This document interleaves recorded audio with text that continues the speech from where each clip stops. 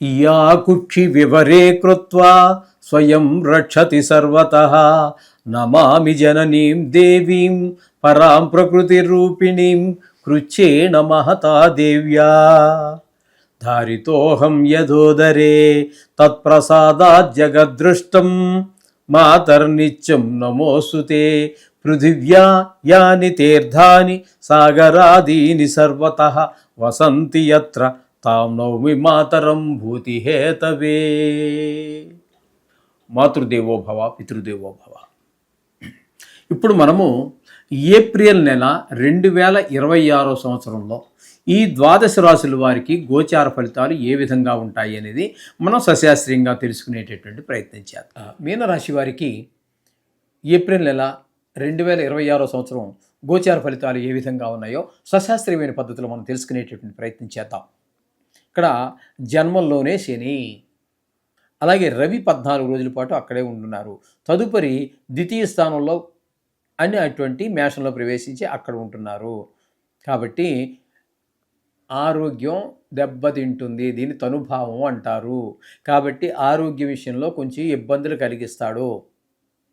ఇక్కడ శుక్రుడు 2 స్థానాలలోనూ పూర్తి వ్యతిరేక ఫలితాలే ఇస్తాడు. ఇక కుజుడు నెలంతా ఒక 2 రోజులు తీసేయండి, జన్మంలోనే ఉన్నాడు, యోగకారకం కాదు ఏమండి. అలాగే 2 రోజులు వ్యయంలో ఉన్నాడు, అది యోగకారకం కాదు. అలాగే ఇక బుధుడిని తీసుకుంటే బుధుడు జన్మంలో ఒక 21 రోజుల పాటు జన్మంలోను, ఒక 9 రోజుల పాటు వ్యయ స్థానంలోనూ ఉన్నారు. అంటే మీకు బుధుడు కూడా ఏమాత్రం అనుకూలుడు కాదు. ఈ విధమైన పరిస్థితి ఉంది. ఇక ద్వితీయ తృతీయ స్థానాలలో శుక్రుడు అనుకూలమైన ఫలితాలు ఇస్తాడు. గురువు చతుర్థంలో ఉన్నారు, అనుకూలమైన ఫలితాలు ఉండవు, సుఖశాంతులు ఉండవు. అక్కడ భూమి, గృహం ఇత్యాది విషయాలు, వాహన విషయాల్లో కొన్ని ఇబ్బందులు ఉంటాయి. ఇకపోతే 6వ స్థానంలో కేతు ఒక్కడు మీకు అనుకూలమైన ఫలితాలు ఇస్తూ ఉన్నాడు. పూర్తి అనుకూలంగా ఫలితాలు ఇచ్చేవాడు ఈయన ఒక్కడే కనబడుతున్నాడు. అటు శుక్రుడు ఇటు కేతువు 2 గ్రహాలు మాత్రమే మీకు పూర్తి అనుకూలమైనటువంటి ఫలితాలు ఇస్తూ ఉన్నాయి.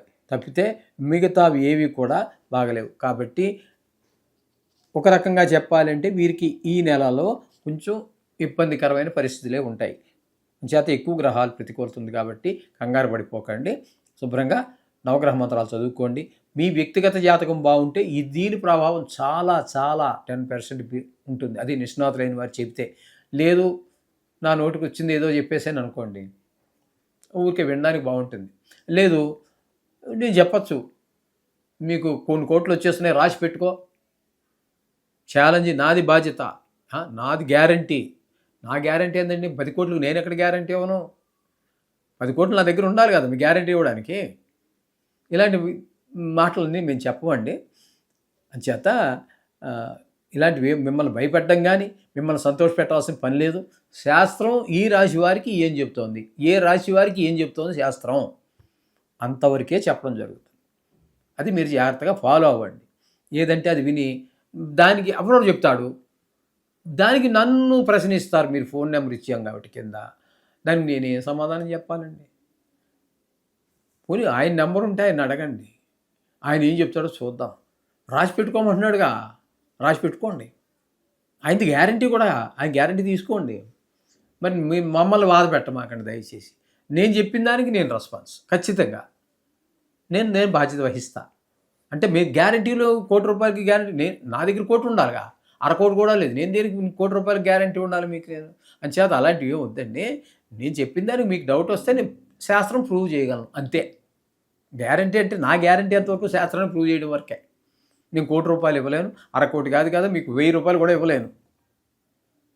యథార్థం చెప్తున్నానండి. అంచేత ఈ విధంగా ఫాలో అవ్వండి. రోజు శుభ అశుభ గ్రహాలతో సంబంధం లేకుండా దేవుణ్ణి ఎలా ప్రార్థిస్తున్నామో నవగ్రహాలను కూడా అలాగే ప్రార్థించండి. సర్వశుభాలు చేకూరుతాయి. శుభం భూయాత్.